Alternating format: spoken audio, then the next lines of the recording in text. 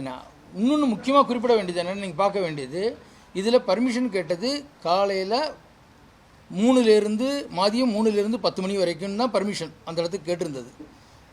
அந்த தமிழக வாழ்வுரிமை கட்சி ட்விட்டரில், அவங்க ஹெட் குவார்ட்டர்ஸ் ட்விட்டரில் 12 மணிக்கு வருவாருன்னு போட்டிருந்தாங்க. 11 மணிலேருந்து உங்களுக்கு கூட்டம் வர ஆரம்பிச்சிருது. கடைசியாக இவர் வரும்போது 7:40. ஆமாம், தமிழக வெற்றிக்கழகம் தான். என்ன, கடைசியாக இவங்க வரும்போது 7:40 ஆகிடுது.